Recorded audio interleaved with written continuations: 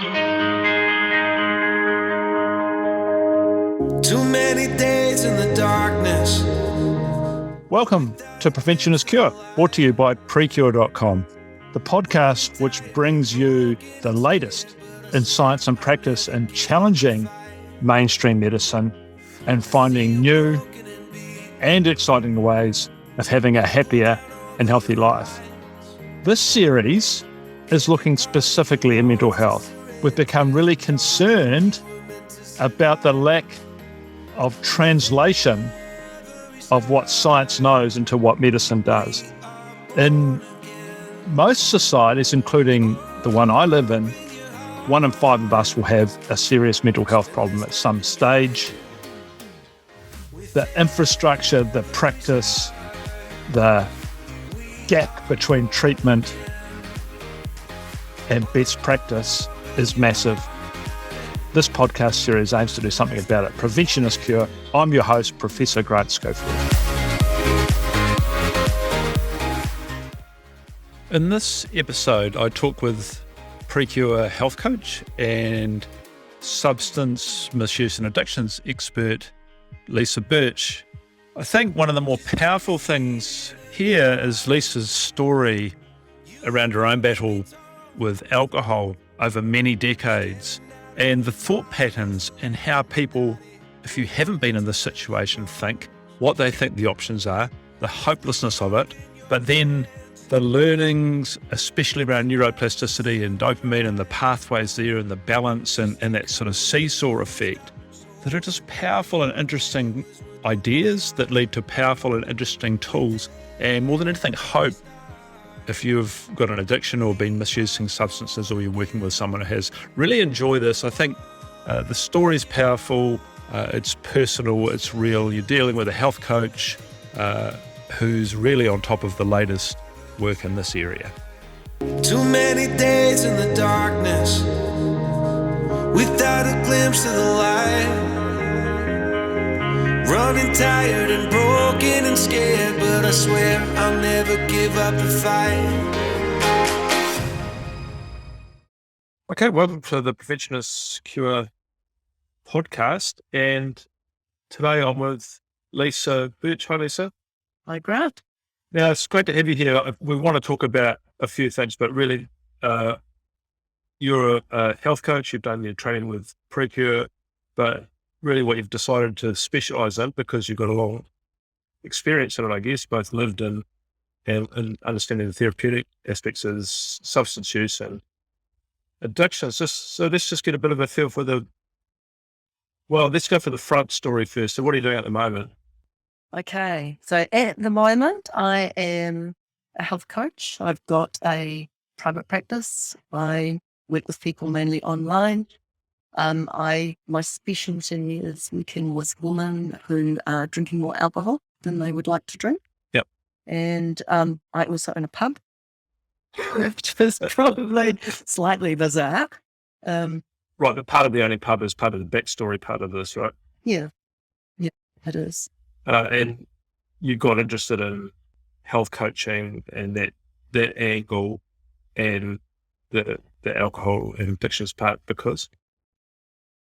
I started in 2016. Yeah. Just because that's a kind of a place to start. Yeah. Which was, I was newly married, got married December 2015. And my husband, aged 16, something like that, ended up in hospital with atrial fibrillation. And which stabilised, and he ended up on a truckload of drugs. He was diabetic and very unfit, very overweight. And that was a wake-up call for him. And he decided that he needed to do something about it. At the time I was working, we owned a pub that together before we got married. And I was working for the DHB. So I was kind of in the health system. And one of my portfolios was long-term conditions. So once we had this realization that his diabetes was life-threatening, was affecting his whole well-being, I got really curious about why, and how to fix it. So we talked to his GP, and we were given was it half an A4? Like A5? a pamphlet type paper. No, just Oh, paper, the paper. Yeah. That said, you need to eat less, and you might want to try the 5-2 diet. I think it said, and one other idea, but nothing sensible. And take drugs, which he didn't want to do.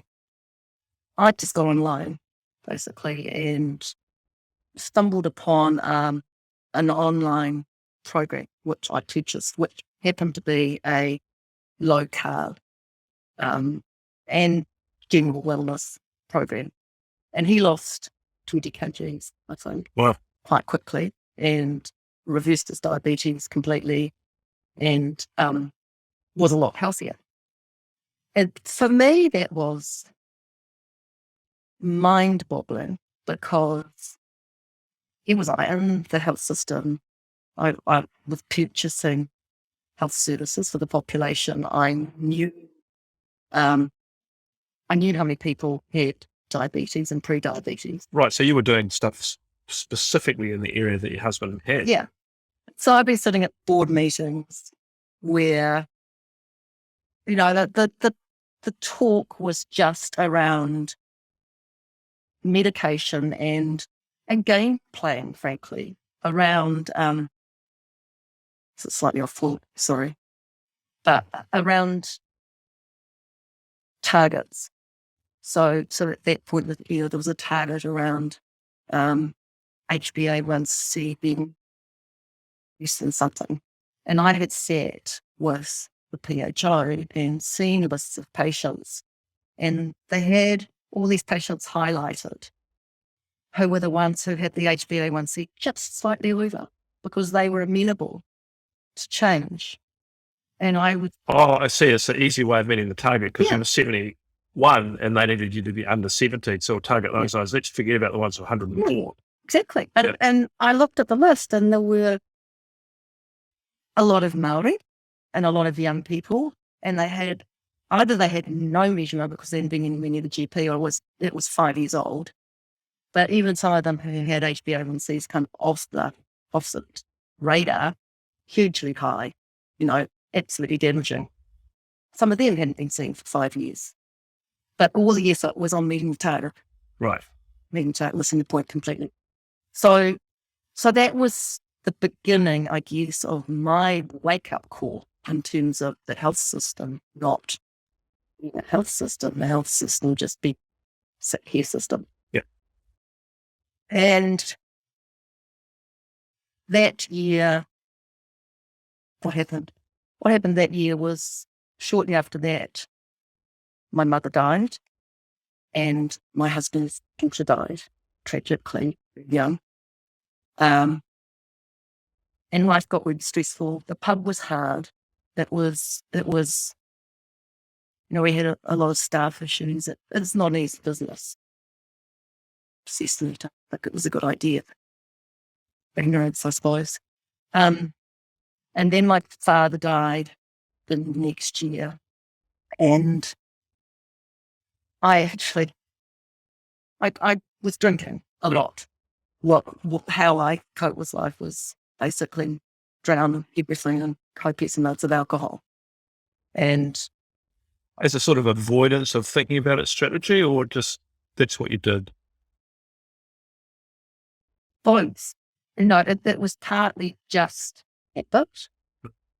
Partly I just followed the script, if you like. That's what you do. Everywhere you go, there's alcohol. You celebrate with alcohol, when you commiserate with alcohol. But I think you de-stress with alcohol, wine for your busy day with alcohol. Yeah, I deserve a wine. Mm. Oh, that was hard. I deserve a wine. And my life had actually been quite hard. My mother was sick a long time and quite demanding. I mean, I had done things like I had made sure there was a fridge in her room in the rest time so that I could keep my wine in it. The excuse was that she wanted the wine, and she occasionally had a bit of wine.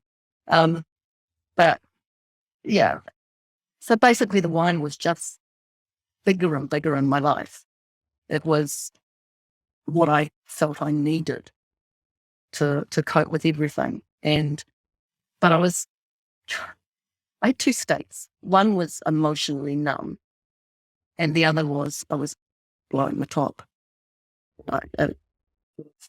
Very emotion labor, I guess. And not much in between.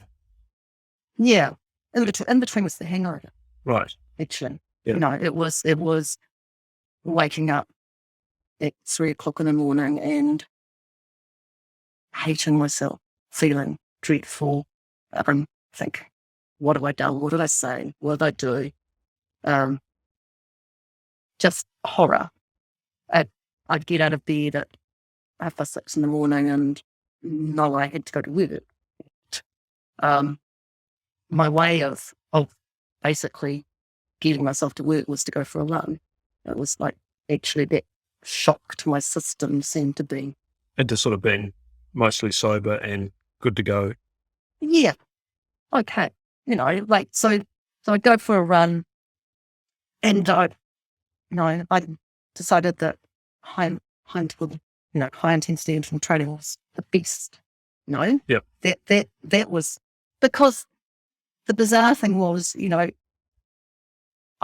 met with my husband around his health, and I was supposedly a healthy person. So I was incorporating half the messages, but then I'd just blow it all with a bottle of wine. So I'd run, and honestly, sometimes I thought my brain would burst. I had this constant feeling in my head of it was kind of fuzzy, but it was also felt. I had high blood pressure. My heart rate was, I'd speed up to 200. It's running. But by the time I got home, the worst had gone. And while I was running, I'd be thinking, I'd be problem solving. I'd be, so what are we going to do about this and that and the other thing, and kind of toxic. But then my dad died, and the days before his funeral, I think, I went out for a run about 10 o'clock at night and I was drunk and fell over the dog and injured my leg. Right. And ended up in an after hours medical centre.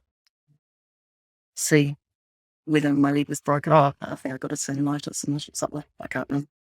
But the GP who I saw, I said, I got chest pains. What up here?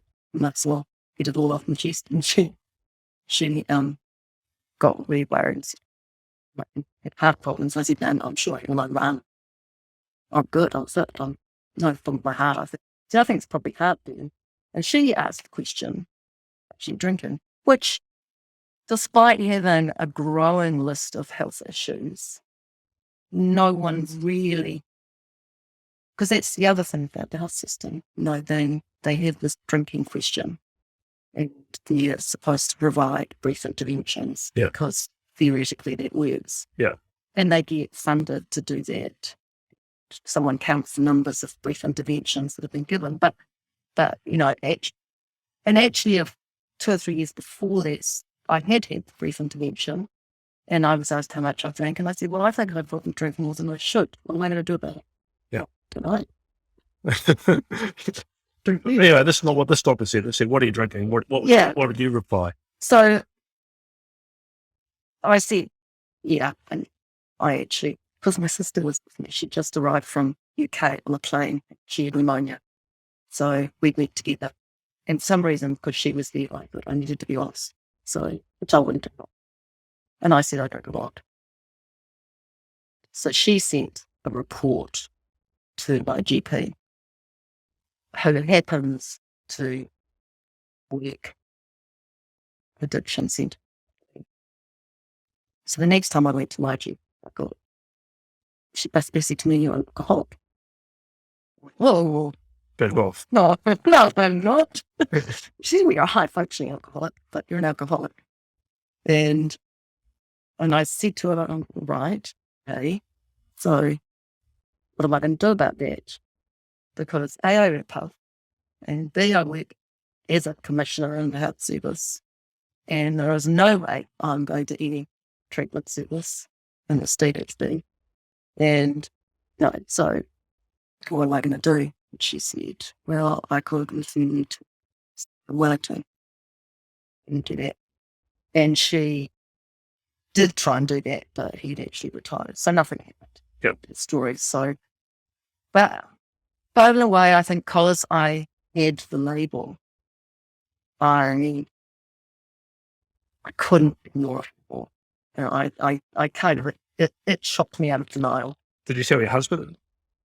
No, not then. Because at that point, I felt I had two paths, you know, like there were two ways it could go. One is that I drank myself to death because I actually had some fairly objective evidence that would happen before that much longer. Or I spent the rest of my life as a recovering alcoholic waiting to relapse. And neither of those options were that awesome. No, they were terrible. You know, actually, I thought drinking myself to death was probably the better one Right. because a life without alcohol didn't seem worth living. Like, you know, I used to watch Coronation Street from time to time. Watch Coronation Street. But No, not so much, but I know of it. so there's this character, Peter Barlow, Yeah. who was an alcoholic. And I don't know how many years that storyline went on. But, you know, he was either drinking and getting into trouble because he was drinking, or he was going off to AA and being really miserable. Yeah. So that was maybe just me, but that was the message I had, that those were the two choices. No, shit, really. And in the middle of that was just this intense shame because there's two kinds of people. Well, there's normal people who drink alcohol responsibly and who have a great time, and then there's alcoholics. And the alcoholics are, you know, they've got wet, or maybe they're diseased or whatever, but it's not something you want to be. It's not something you talk to. Yeah, I think you talked about this to me before, where I was a little bit shocked by your assessment of that. It's like, I don't know, I'm paraphrasing here, but I'm not worthy. I'm really not a proper human in the normal sense of how people should be, which knowing you, and of course you are, it surprised me that you said that. But that's how it feels, because every single day you wake up and you say, I'm not going to do this today. You know, I've upset people. I feel absolutely dreadful.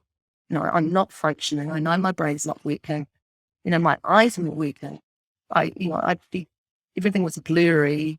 I was anxious. I was having palpitations. You know, it's not a nice place to be. And because every day you say, well, obviously this is a stupid thing to do, and I'm not going to do it, but then you do. You know, every day.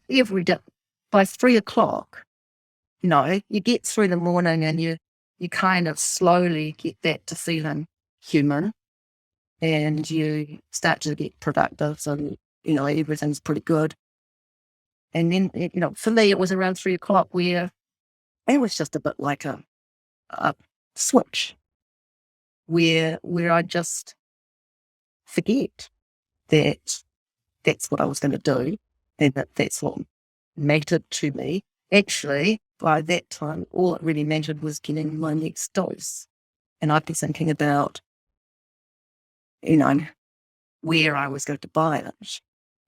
Because, you know, I live in a pub, was easy to get those, but I didn't really want to know how much I was drinking. So I would sometimes go to the supermarket, or sometimes I'd go to a bottle store and I only buy one bottle because I was only going to drink one bottle. But I had the bottle. So that sense, you know, you hate yourself. There's two ways you can go. And there's there's either blame or shame, really, because you're doing something that is so not in your value system. That you can't live with that without either just intense shame or making it someone else's problem. So I think you were saying you would be deadly drunk and that in your value system. Tell me about that. It was more than once. Yeah. I mean, there was nothing right. There was nothing I thought was right about being drunk in front of my kids. No, it was, my value system, I was someone who was a good mother and a good role model, and was teaching my kids right and wrong, how to be good human beings. But, then I would behave in a way that was none of those things. What did they make of it?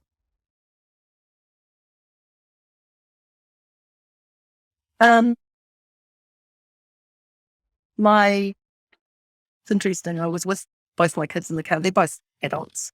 And we went on a holiday together last year, and I don't know how it came up, but my son said to me, "That wasn't that bad, Mum, was it?"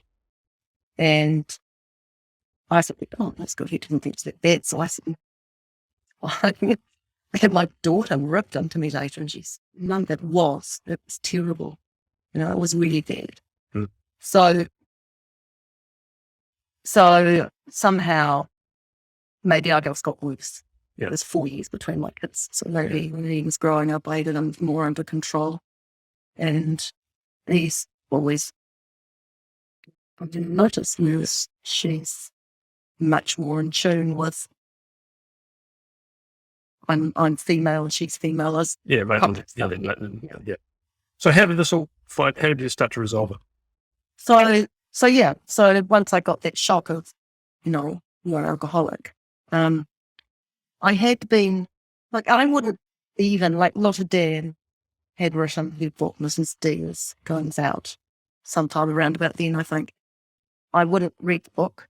I wouldn't even, go on social media site because someone might see. But something, and I didn't even Google, am I an alcoholic? Because somehow the world might know I was Googling it. Wait, they probably do. They probably do, yeah. But nonetheless, on my Facebook feed, I started to see this thing, woman called Annie Grace, come up. First of all, it was a woman called Georgia someone who had a sort of a hypnotherapy program. And remember, I'd already by the stage, I'd bought this metabolic program online that had worked. So I was starting to be less skeptical of the fact I might find something online that worked. And I did try the hypnotherapy one, which didn't work. And this Annie Grace one was a 3-month program, and it was really expensive. It was about 1,300, I think, New Zealand dollars. And I looked at it and I was curious. So I thought, well, there's no way I'm spending $1,300 on something that's not going to work. That's a waste of money. So I didn't buy that program. But then, end of 2018, she released a new book and a new program that was a 30-day alcohol experiment, she called it. This is her book, The Naked Mind. So the original book was called This Naked Mind. Yeah. And then she kind of repackaged that into a new book that basically put the same information into sort of 30 chunks and said, come on, just give it a go. Just you can do 50 days and I'll show you how you can change your mind, get control over alcohol. And it was $47 US. So, which you felt was better than that. Yeah.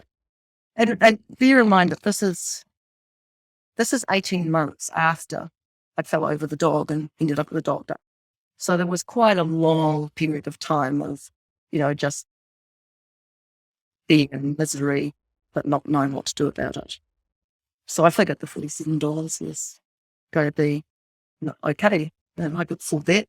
Had nothing to lose. I was that much on wine. A couple of days. So I bought the book and I'd pre-ordered the book and I signed up for the program, which started on the 1st of January 2019. and ignored it for the first day. Oh, the first day, because the state's kind of a day behind us. So January the 1st, I didn't need to do anything because it wasn't January the 1st for her. Yeah. So January the 2nd, I thought, oh, I'm supposed to be stopping drinking today. But I just had no faith in myself whatsoever. But I did drink less. I probably drank half a bottle. January the 3rd, some little pathetic thing wrong. I think my husband looked at me sideways and something, and I just lost it totally and drank a bottle. So I woke up on January the 4th with a stinking hangover. Just, at that point, I thought at least I had the sense to open the book. And I actually read the whole book that day, and I watched the first video. And she said, basically, it gave me hope. She said, look, because she described her journey, which was exactly my journey. No, that's basically them.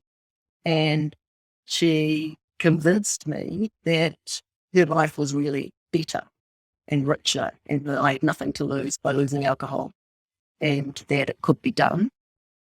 Yeah, that wasn't the thought pattern that you had. You thought that alcohol was needed for this and this, and without it, you wouldn't have this or that. Yeah.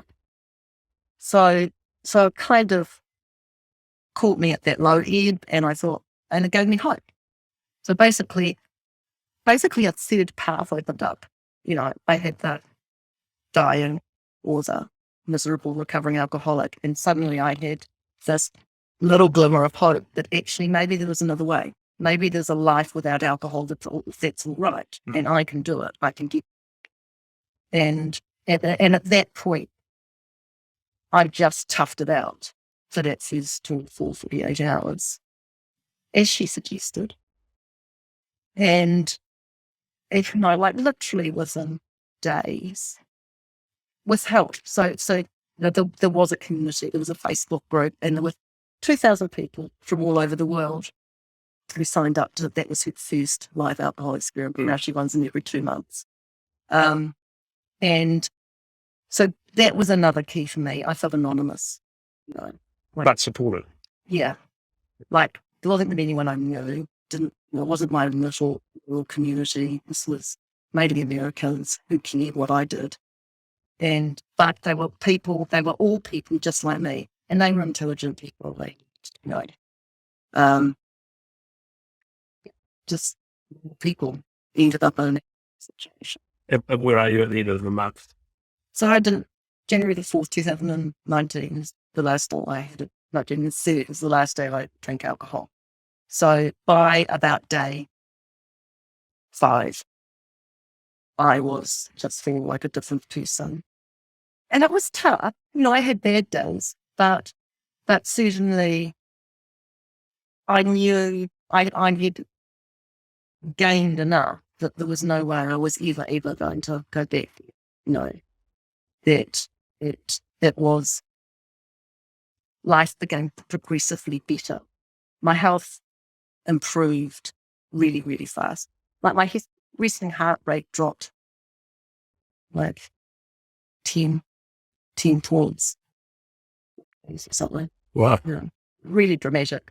My blood pressure's gone from 170 over God knows what to 106 over 60 somewhere. I mean, it's just really dramatic physical improvement, and and everything else is better. I mean, I'm happy, and it worked. And basically, it worked because she helped me unpack all those unconscious beliefs that I was carrying around. But also, there's one thing that I think's been big here that I've heard you say. Can you just help clarify this? As you go, well, I'm not one drink away from relapsing into whatever state was. I actually just choose not to drink and I don't miss it. Yeah. That sounds sort of the same but slightly different. Tell us about that. So I'm not saying I can't drink. I'm not saying I can't drink because I'm an alcoholic. Because from that I say that I don't want to drink probably. I'm saying alcohol in no way enriches my life.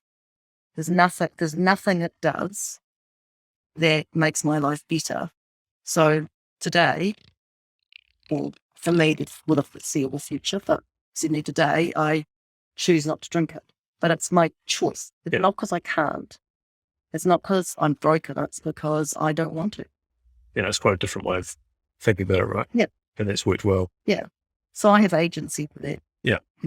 I'm not worrying about my addiction, which is doing press-ups in the corner. Yeah. No. Tell me one about the press-ups in the corner. I think that is an analogy that's used in 12 steps. I should be into it, but yeah, that your addiction is kind of doing press-ups in the corner, getting strength. Just running fast and ready to go. Come back and... So you've got to be hyper vigilant. And the other concept, the chips, the counting days and going back to zero if you fall off the wagon, what creates addiction? Yeah. If you have a slip, then you've had a slip. But you don't, if you're climbing a mountain and you fall over, you don't go back down to the bottom and start again. No. Pick up and yeah. And the normal process of climbing a mountain has slipped. Yeah. It sort of go back a little bit further in time as well, because it's like sometimes this didn't start at the point you started in some ways. It probably you were drinking through many decades before that. Do you want to go there? Yeah. So now I reflect back. I say that my addiction journey started at 18 and in my first year at university, where I as a child, from the time I was 10, I was always going to be a doctor. That's what I wanted to do. Passionate about it.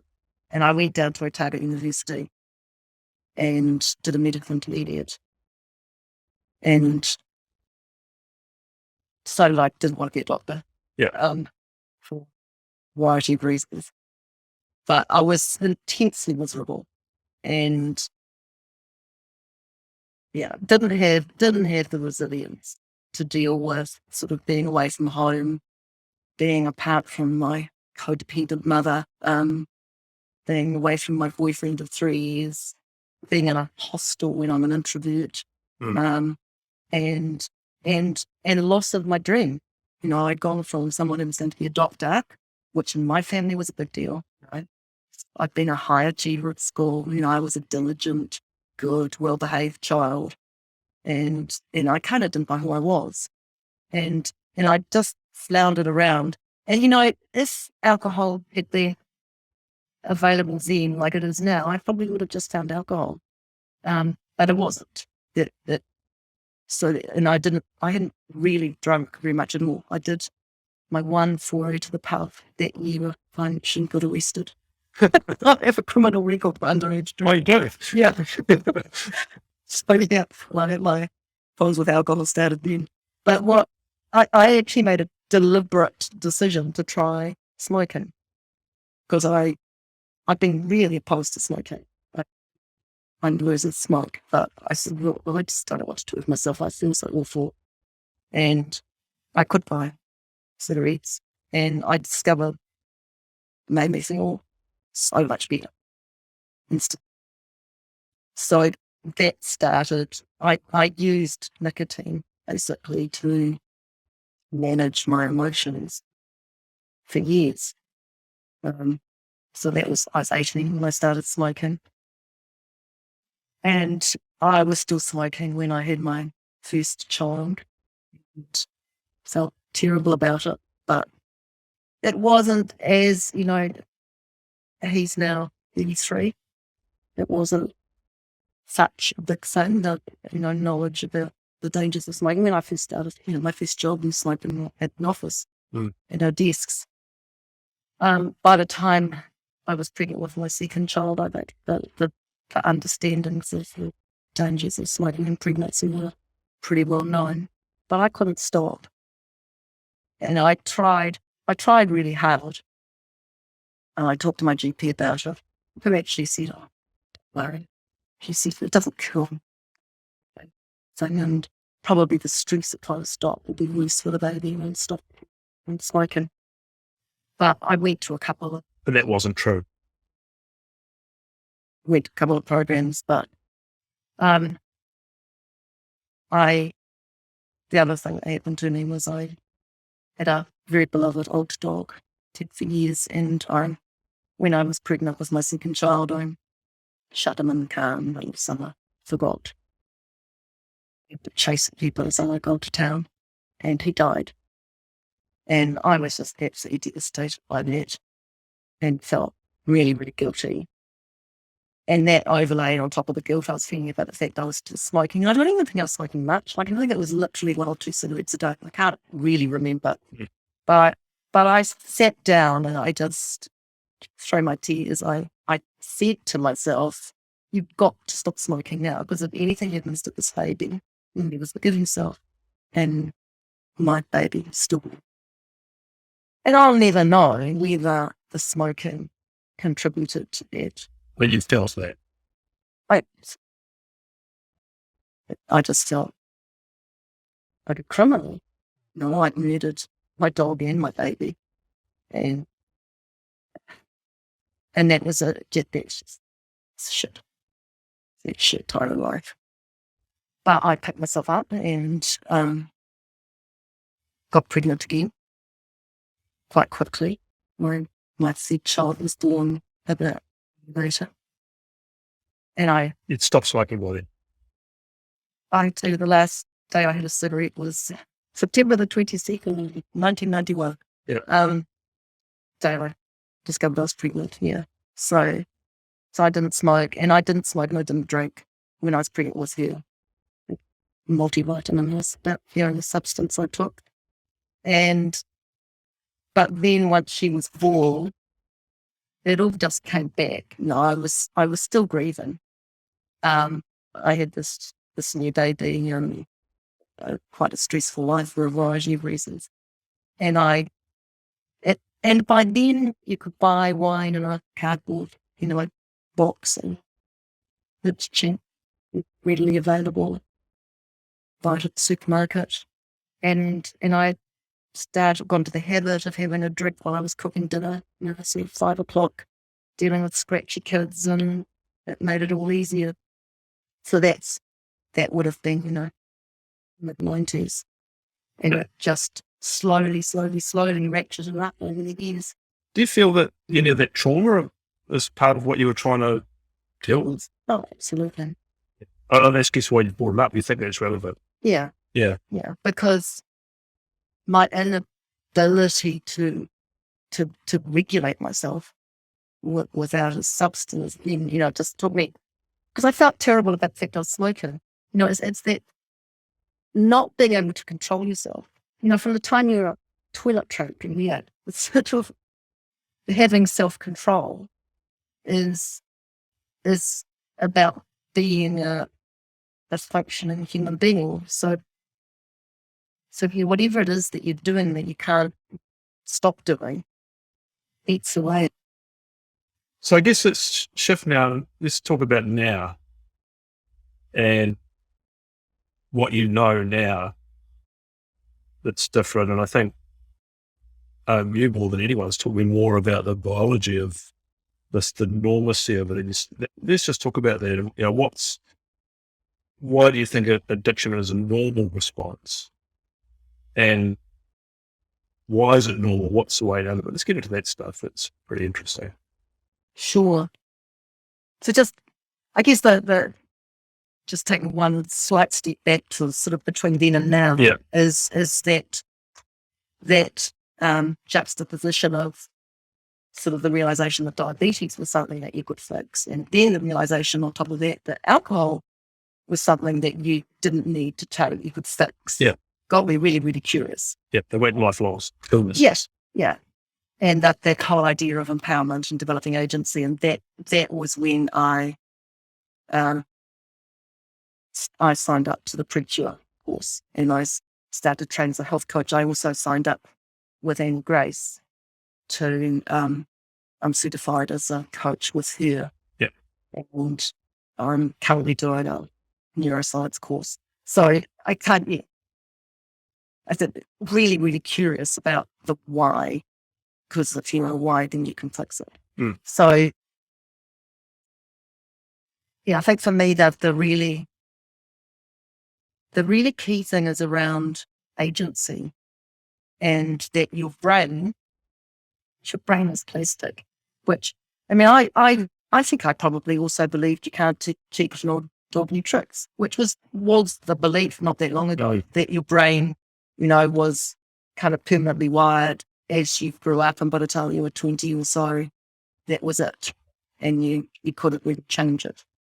Whereas now we know that in actual fact, the brain is incredible. It's changing. Like, It's constantly changing. It has to change for you to even be alive. yeah. And our brains are changing right now. Yeah. Talking to each other. Yeah. And so if you understand that, and that, but we do have these kind of, what's the word?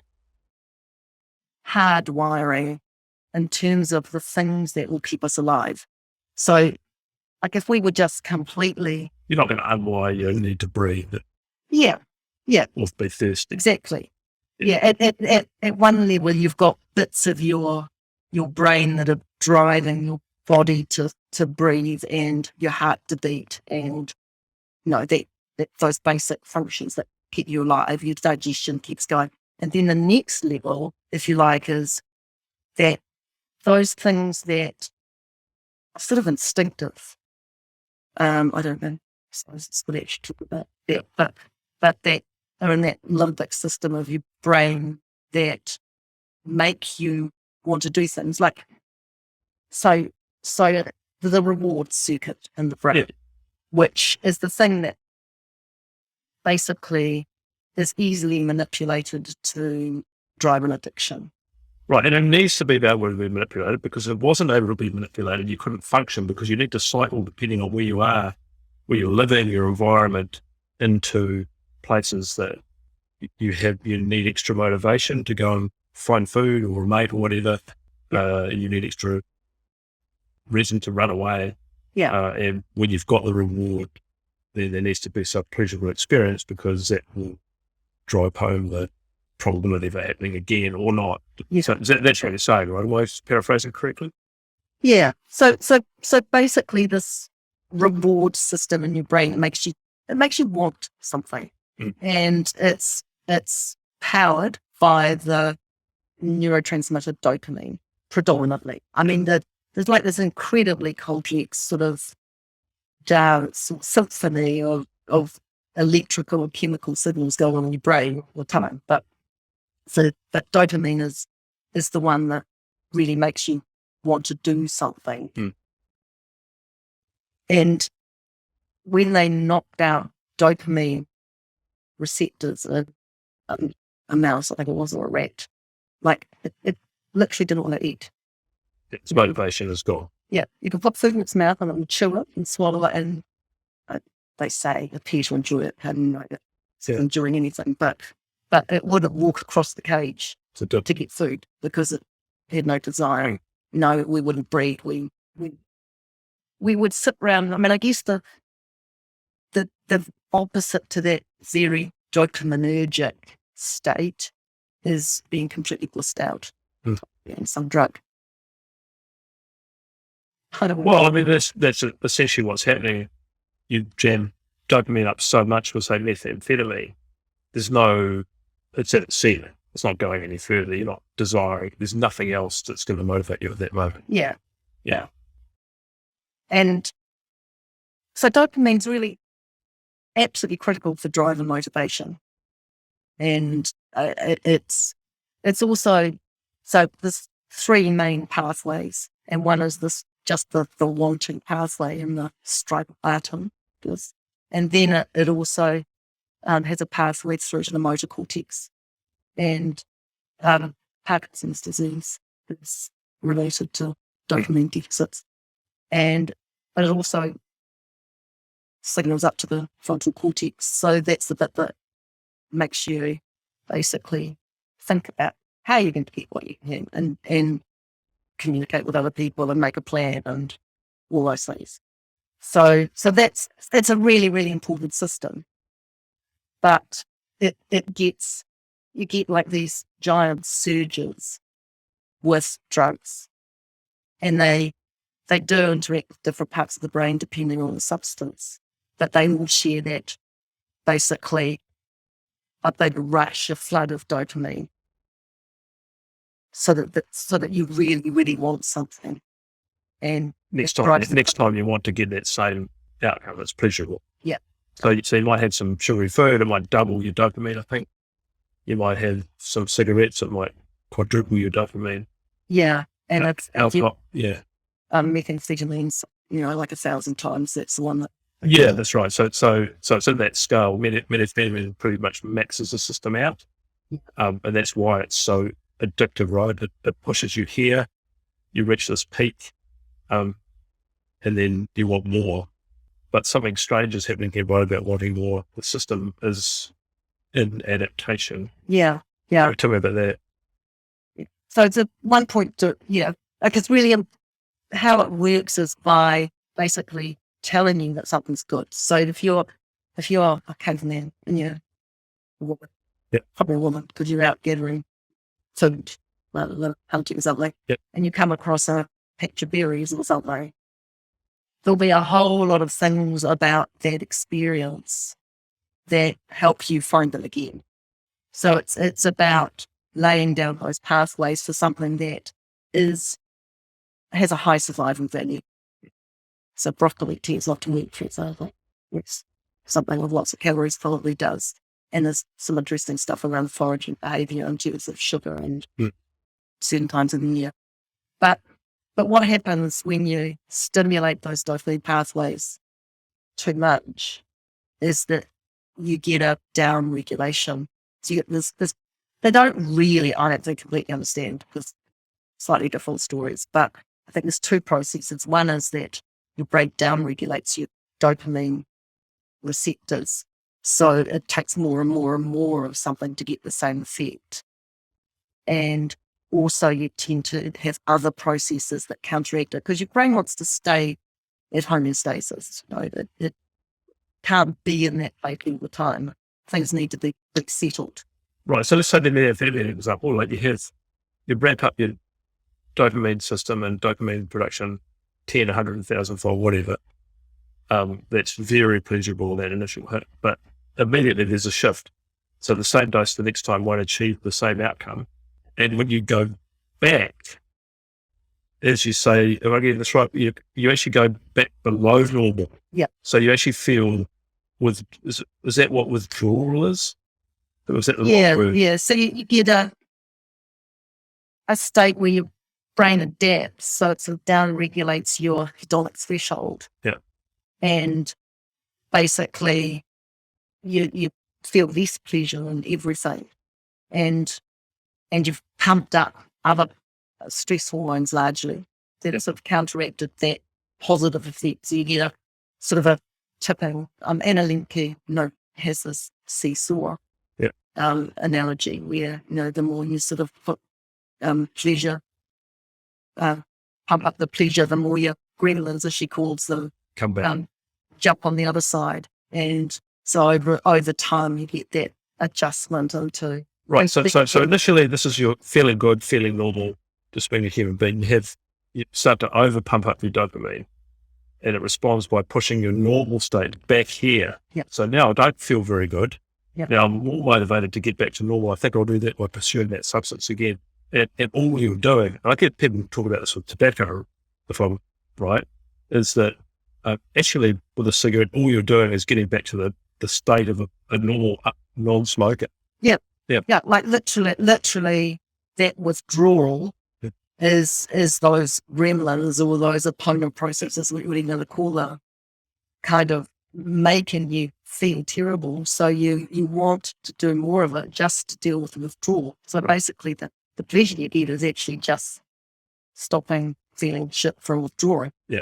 So. And so then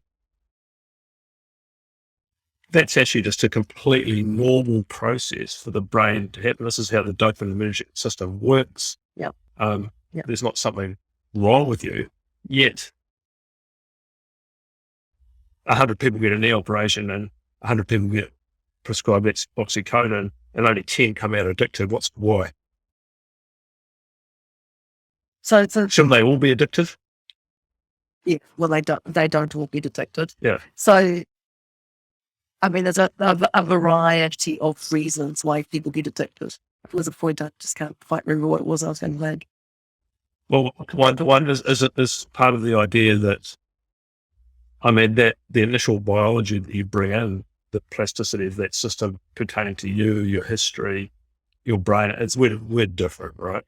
Yeah, absolutely. So every brain, for a start, every brain has been wired differently. So your brain is your experience, really. Your brain is the sum total of the things that have happened to you and the thoughts and the memories and so forth that are in your mind are the physical architecture of your brain. I mean, in terms of sort of finer detail, obviously we have some brain structures that are the same, but in terms of the memories and thoughts, they are actually sort of physical things brain that you want. So if you've grown up with neglect, for example, those sort of circuits are that are around, regulation and control and love and all of the good experiences that are built into a brain and a loving interaction between a child They're different. and an adult.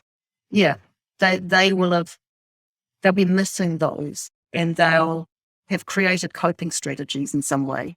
But then if you go in with something that lodges in your sort of endorphin system, which some drugs do, then you could be really, really vulnerable for that. Like you might feel loved. The drug might give you that feeling of love and comfort that you've never had. So you're likely to be particularly susceptible to that. Yeah, right. But you're not going to get addicted if you don't do something for a start. Yeah. So like your environment matters in that. If you don't ever use a substance or behave, and get addicted, if you're using it for some emotional need, then you are likely to. But it does depend. Like I went through a period where I smoked a lot of cannabis, and I just got really, really depressed and paranoid, and it was horrible. And eventually, I was intelligent enough to link the two together and think, I'll stop. Right, but that's not the experience for everyone. No, some people find it, it tends to heighten all their senses and makes them feel the world is amazing. So let's talk about getting unaddicted. Then if we think about this neuroplasticity and the dopamine pathway and its upregulation, its downregulation, it's moving all over the place, and why it would do that. How do you get back to normal when it's out of sync? So basically you've carved these channels. So Caroline Leaf is this woman who's written a number of books, and she talks about managing your mind. And she uses this prop. She's got this like a giant tree. She uses thoughts like trees, and they grow. The more often you do something, the more it grows. So you can end up with these toxic pathways that your thoughts will go in.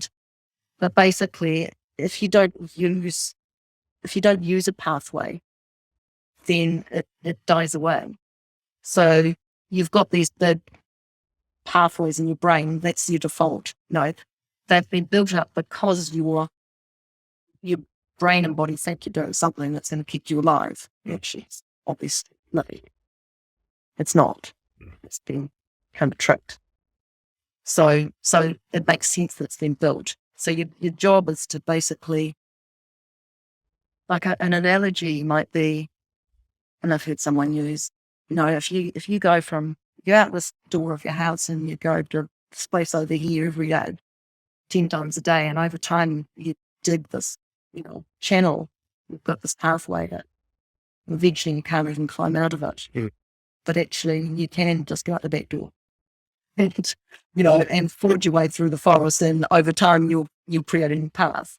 And the old path will grow over, it'll be all gone. And that's literally what happens in your brain. So you retrain your brain. And so I think we'll talk about Lemke's work, a US psychiatrist, is sort of at the forefront of this.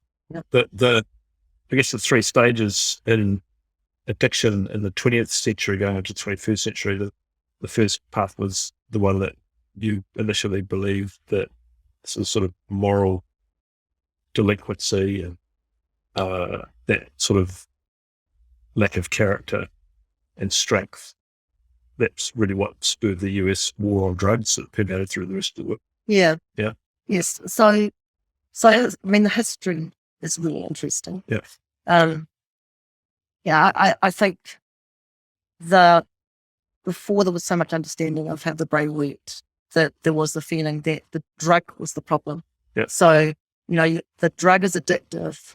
If you take the drug, then you will get addicted. So just gets rid of the drug, criminalise it. Yeah. Yeah. And at first of all, I mean, it was, you're a bad person, you're a criminal. And then they started to do brain scans and things, and they started to see that some of these addicts actually had brains that had, shrunken prefrontal cortexes, and that there were measurable changes in the brain. And that sort of led to a disease view, which is still only grating hold now, and there's certainly an improvement, but it's not quite right, is it? Yeah. So basically, if you look at the DSM, there is the diagnosis of substance use disorder. I'm trying to remember exactly what the disease is at the moment, but it's characterised by particular symptoms which are around not being able to control your consumption, basically, and it having an effect on your life. And it is characterised as being a chronic relapsing disease. And so that's the space Alcoholics Anonymous exists in, right? Yeah. On one drink away, we've talked about that. Yeah. But really this, what we're calling the third wave, I guess we're calling it the third wave, aren't we, is the neuroplasticity view and Lemke's view that that's not the case. Yeah. So I guess that some of the things that happened was like the Vietnam War experience where a very large number of American servicemen were taking drugs in Vietnam, and they were really worried. Like heroin and things like this. Yep. Yep. Made in heroin, I think. The government was really, really worried. They had all these vets coming home and terrible addiction problem, and actually, in fact, most of them came home and just stopped using. Yep. And then there were the rat park experiments where, you can get rats addicted quite easily. But there were... And low, lonely, socially isolated, low input environments, but you put them in a park, or I call it a rat park, but was, I guess... Yeah, and it was an enriched environment. Other ways to have sex with all the stuff, and they don't get addicted to drugs at all. They're not interested. No. Yeah. Yeah. And they also started to discover that brains of people who are obese, for example, often have the same sort of look to them. And by the way, there's a whole pile of behavioural addictions that, there's really no difference in someone who's got a gambling problem to someone who's got a drug problem. Mm. And so basically there was the beginning of the understanding that this isn't a disease. This is just a state of the brain where the brain has adapted to what it's doing. And yes, that does show changes, but that's reversible. And you simply stop that. Yeah. But it's not as easy as you think. No. I mean, as long as you go on doing that thing, your brain can never recover. Right.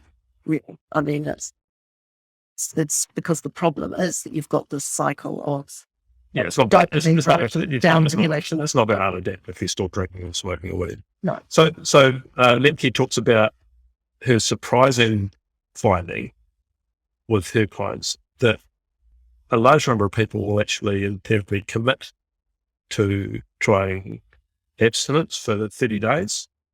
And there's a higher percentage that is successful at it with support than you otherwise might imagine. Tell me about that. Yeah. So I guess it's very much like my experience that if you package it up the right way, most people are prepared to give it a go. If you say to someone, you can recover, but actually you're not going to if you go on doing this thing, then, they're likely to give it a try. I guess it's the third path that you talked about. There's going until you die. There's, I'm going to have a disease and this doing press ups in the floor, it's going to rip back and get me at my sinus flinch because your head and you will flinch. But there's another path, which is actually, hey, this is a normal neurological process. Do things the right way and you'll be the same as everyone else. That I've got a brain that can change. Yeah. And that these things that seem so essential to me at the moment actually aren't. And in actual fact, you can start to engage people with the realization that they're really doing them harm. Yeah. Like the whole social media thing, for example, like connection is one of our most basic needs. And that's where social media can be very addictive and very toxic. And, that sort of getting likes and things. So people feel compelled to go on doing it because it is a dopaminergic thing, getting likes, feeling popular. Yeah. But if you start to really dig into that with people, well, what is it really doing for you? What is it actually making you feel? It's funny you should say that because a couple of weeks ago I wrote a post that was really important to me. And something happened to that post, and on Facebook it got 250,000 views, and on LinkedIn it had 180,000. And these things have been happening, and it was quite rewarding, frankly. But then a couple of weeks later, which is just a couple of days ago, I was like, oh, this is actually not doing me any good. I'm keep checking. I'm going to stop this. In fact, I've stopped watching all the news, reading any newspapers, and engaging this at all. And something really weird happened to me yesterday is that I was like, well, I'm not looking at social media. And I was just sitting in my office, not doing anything. And before I knew it, I'd done this. And because I recognized my face, it just opens. And I'd push Facebook and I was in it, scrolling. And I hadn't even, this is not even a thing there was no conscious thought to get into that point. And it didn't happen to me once yesterday. It happened to me 7 or 8 times. But I'm frankly shocked. So I'm on the 30-day program. But and I'll have to rewire. But I think, in that context, that's probably what's happened, right? I've had such a massive hit. Yeah, absolutely. People liking my post and telling me how awesome I was. And I wasn't that awesome, to be honest. It was just a post. But that's very, very, very rewarding. Yeah. But rewarding in a very negative way, because now my brain needs that just to get back to normal. Yeah. God, my God. Which is why, the internet can deliver those rewards so instantly. And because the other thing the brain loves is kind of variety and a bit of challenge. Yeah. Which is why gambling is so addictive. Yeah. That you never quite know when you're going to win, and actually even losing can be rewarding. So the internet delivers that up, and it's designed to. Yeah. That sort of, is it going to be this time? Is it going to be this time? Is it going to be this time? Okay, so like the more I think about this, the more I connect some dots, the more shocked I am.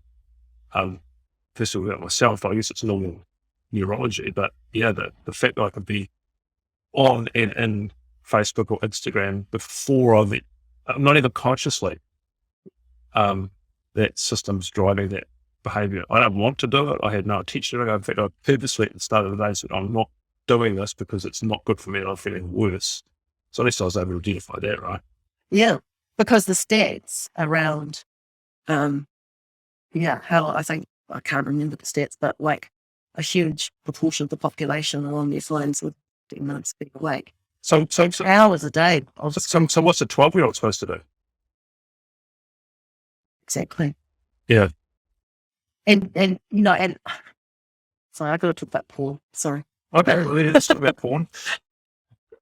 Because this was really scary to me. Yeah. Because again, I can't remember the stats, but porn's been around forever. Yeah. It's a basic biological drive, obviously. And if you go back to our cavemen, probably hiding in the bushes, watching the woman bathing or, Yeah. sneaking off by the bike sheds in our day. Yeah. That's what we do. Yeah. We experiment, we're curious. Mm. When I was a child, my dad seemed to have penthouses back toilet, but I found one under my son's bed when he was 16. That's just normal stuff, right? Yeah. And it's not that harmful.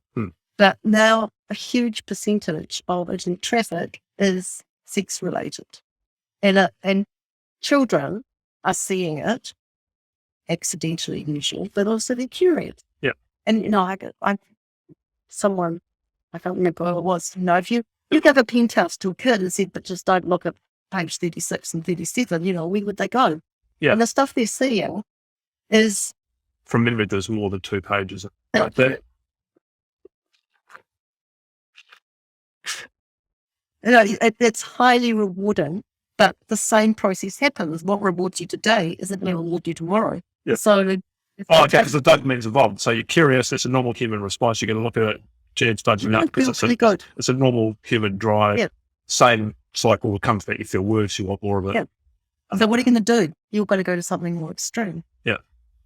And when you actually look at, I wish I could remember the stats on digging them out at some point, but, interfamily sex is, I think, the most common form of porn. Well, yeah, because it needs to be more extreme. Right. And that pushes it in that way. Yeah.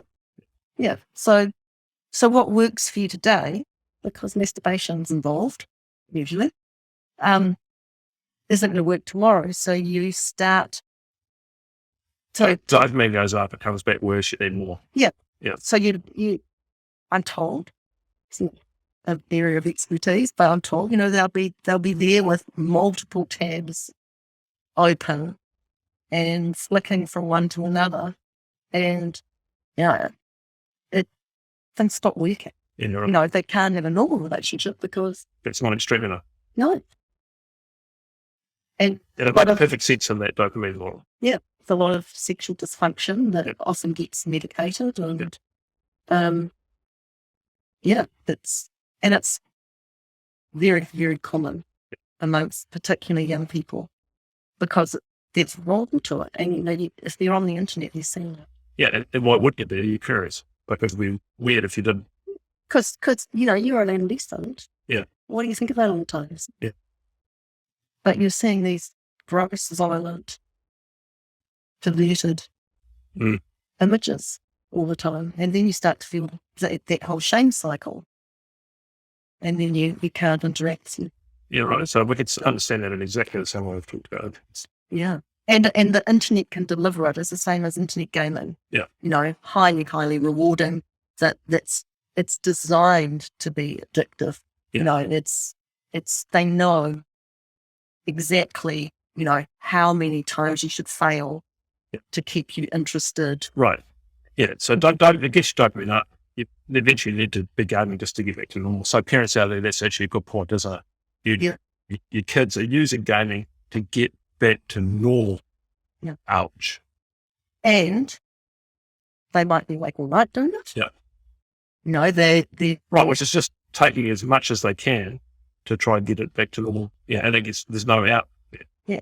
And this is the bar, because this is where it all comes back to physiology, really, is that it all dysregulates your physiology as well. Yeah. And so you end up often with sleep disturbed, nutrition disturbed, and then you feel bad, of course you feel bad, but then, and this is what I reckon happens, we've got a world that's saying, oh my God, we've got a mental health crisis. Yeah. And, we're running off to the doctor and getting a diagnosis. Whereas in actual and a medication. Yeah. In actual fact, you're just living a lifestyle that is really, really bad for your brain. Okay, that is a good point. Okay, let's just finish off with the last little bit talking about these behavioural therapies ACT and in the sense of acceptance, commitment stuff. So my sort of understanding, you'll know more than me here, of course, is that being a human and having this natural cycle of dopamine being here and injecting up here means that you're going to have emotions that are negative. I want to come out of this space and I'm now motivated to go into this space and back again. So positive and negative emotions are a normal part of being a human. Yeah. No, that's a normal thing. So that's probably part of the acceptance part. And if you're pushing into that feeling good the whole time, then that's going to get dysregulated, and you've talked about that. Now, the commitment part comes, and you've talked about this quite a lot with your own self here. It's like, I've got some values. I want to live a life like this. I want to be, I see myself as a parent. I'm not trying to be drunken and in a mood that is out of control in front of my children. Those aren't my values. And so the therapeutic situation is to talk about towards moods in away moods. Yeah. Yeah. So it's they call it delay discounting. Yep. So where, the reward now. Yep. With more than the reward, you'd rather It's a smaller reward now. rather have $5 now than $6 a week or whatever. Yeah. Because the reward now seems more real. So that's with leaving money. But with an addiction, then you've grossly exaggerated the value of the reward now, and you lose touch. You've discounted, is that what the discounting is? You've discounted one in the future. Yeah. And you've often lost touch with it completely because, I was seriously thinking, well, I'll just drink until I'm dead. So I had no. That's discounting the thing quite badly. It's, Yeah. So there's two parts to that. One is you need to reconnect with your future self and your goals and your values, and the other is you need to devalue that immediate reward. So for me, that was understanding that I didn't need alcohol to socialize. That actually, understanding that alcohol increased my stress. Yeah. It literally increased my cortisol levels, made me feel shit, did nothing, to deal with stress. Knowing that, that current reward and reconceptualizing it as, this is just my body wanting to not have to deal with withdrawal. Yeah. Basically I'm just wanting to fix the withdrawal symptoms. Once I could conceptualize that, it all was possible. So I think that's a big part of it. Mm-hmm. And then what about on this sort of choice point when it's coming down to it? It's like, am I going to do this or this? Yeah. And there has to be values-based, right? that's values-based. Yeah. Absolutely. So it's knowing you can change. It's having hope. It's being really clear about what matters to you. Yeah. Because that's the other thing I think about the society we live in is because we are primed constantly around instant gratification that, we need this and we need that. We need, because someone's making money out of it. And because we're kind of told what's wrong with us all the time, we lose touch with the present. Because that's the other thing we ever talked about is that whole, stopping focusing on the dopamine, what I haven't got, but focusing on what I have got right now. So for me, then in my life now I go for a run in the morning with this pounding headache, thinking, am I going to have a stroke and drop dead? Will anyone find me? And how am I going to deal with all the problems of my life? Blah, blah, blah, blah, blah. And now I go for a run and I hear, I can smell things around me, and I feel grateful for not only being sober, but for, I've got a million things to be grateful for. And I say, just that being present, however bad your life is, there's always something good in it. Yeah. There's always something to be grateful for. So when you think about your life now, you're like don't feel you're missing out? There's anything that you're missing from the alcoholic bits? No, I mean, nothing. I mean, why would I? Could you, if you'd met yourself then, could you have told yourself that? What would you have said?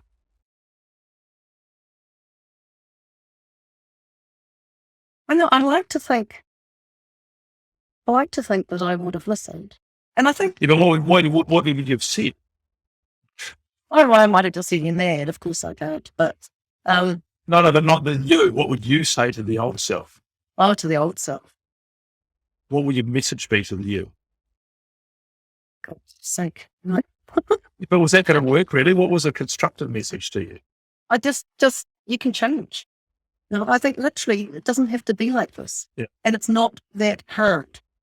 I think a lot of data relations quote says, if I get $1 for everyone who said, if I can do it, anyone can, I'd be really rich. Yeah. No, that however bad it is, you can change, and it's perfectly possible, and it's a lot easier than you think. And it's, the rewards are immense. And you just have to start. Yeah. You have to believe in yourself enough to say, I want my life to be different. And just, and have intention, have a really strong intention, I think, and know that it's perfectly possible. It's not that hard, but it's also not easy. I mean, I'll be honest. When you're fighting that craving, because that's what it is, that's a craving, that's not fun. Yeah, but it's only, we're talking a few weeks out there. Yeah. Yeah. 24 weeks. Yeah. And it's not like you're having cravings 24/7. Yeah. You will have moments lots of moments when you think, oh shit, I really want to drink. And then, you can train your mind to do, a lot of the good tricks, like externalizing it, like urge surfing, like, putting it outside yourself. It's all the act techniques, really, some defuse, having a training. So Yeah. what? Yeah, it's raining as well outside. Yeah, exactly. Yeah. And move on. And over time, it's, I described to someone the other day, like it's like an echo. Yeah. At first it's echoing back at you the whole time, and you need to put energy into it. Like nothing happens without it, really. And for those first few weeks, you kind of have to, it's like you with your phone. Like if you just keep on picking it up, because actually that's just what you're doing. Yeah.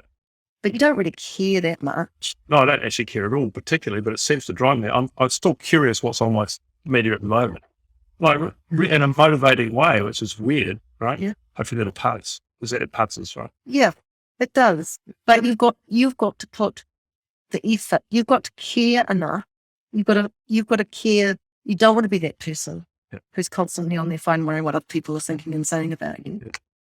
And then you've got to put the effort in. You've got to put enough effort in to be deliberate about not picking it up. Yeah. Or making rules with yourself, or whatever's going to work for you for the change to happen, because you don't get those. It's like learning to play the piano or drive a car or ride a bike or any other thing. You don't get there without wanting to get there, putting the effort in And doing it. and practicing it. Yeah. You've been listening to Prevention is Cure, brought to you by PREKURE.com, with me, Professor Grant Schofield. At PREKURE, we're developing a way to help medicine help change the world. We're filling that gap. We're helping train health coaches and mental health coaches. We're bringing short but effective behavior change programs over 29 days to you, help you learn for yourself and help others as well be helped. We're trying to create a community of like-minded people like you who want to use the latest science and practice to change lives for the better. Join us at PREKURE.com. Get involved in our communities. We'd love to have you along for the ride, PREKURE.com. Too many days in the darkness without a glimpse of the light. Running tired and broken and scared, but I swear I'll never give up the fight.